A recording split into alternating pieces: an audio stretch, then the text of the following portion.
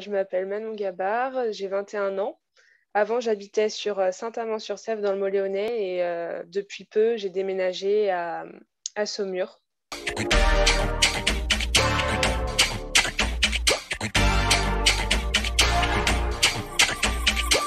Tu voulais faire quoi quand tu étais petite?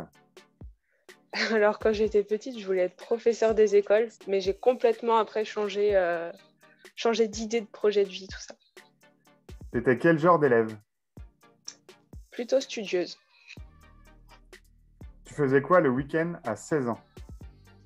J'allais au foyer des jeunes de Saint-Amand-sur-Sèvre. On se retrouvait avec tout mon ancien groupe d'amis et puis on faisait des petites soirées pizza ou on regardait des films, tout ça. 3 objets qui te représentent. Alors, 3 objets qui me représentent. Un fusil. Après, le treillis, je vais dire, et puis la cravache d'équitation. Si tu étais un personnage célèbre, tu serais qui? Mon personnage célèbre, je serais François Athanas Charette de la Contrée pour les valeurs qu'il a inculquées pendant la guerre de Vendée. C'était quelqu'un qui était très courageux, tout ça. Le truc qui t'agace le plus, c'est quoi? Ouais, qui m'agace le plus, les gens indécis. Les personnes qui sont indécises, qui savent pas du tout ce qu'ils veulent, tout ça, c'est quelque chose que je ne supporte pas. Si tu étais présidente de la République, ta première mesure, ce serait quoi? Remettre le service militaire. Ton lieu préféré dans le Mont-Léonnais, c'est où? C'était le foyer des jeunes de Saint-Amand. Parce qu'il y avait une bonne ambiance, tout ça, et ça faisait du bien de se retrouver tous ensemble. Ça permettait de décompresser aussi. C'était vraiment c'était sympa. De quoi tu vas nous parler? Alors, je vais vous parler de mon parcours professionnel, de mon métier. Donc, mon parcours dans l'armée de terre, quoi.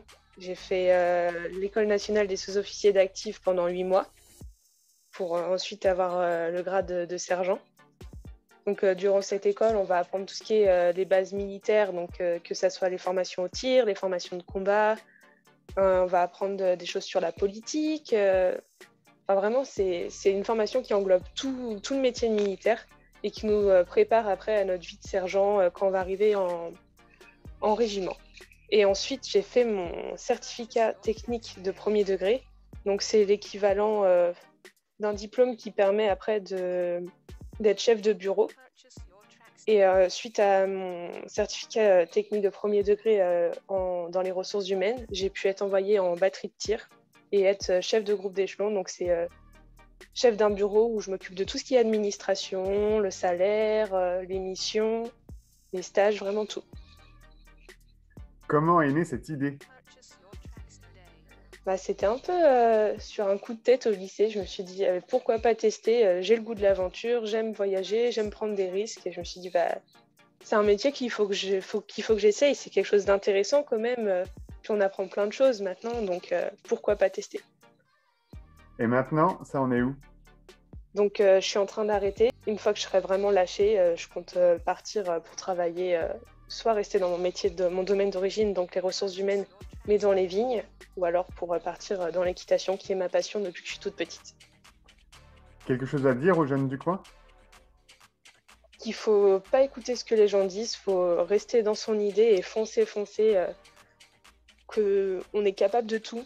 Et quand on veut, on peut. Si on y met du sien, il n'y a pas de problème. Une personne intéressante qu'on doit absolument aller rencontrer. Alors, Martin Tessier, il travaille dans une EHPAD. Il s'occupe de tout ce qui est les soins pour les personnes âgées, les animations, tout ça. Et c'est très rare pour un homme de faire ça maintenant. Donc, je pense que ça peut être intéressant.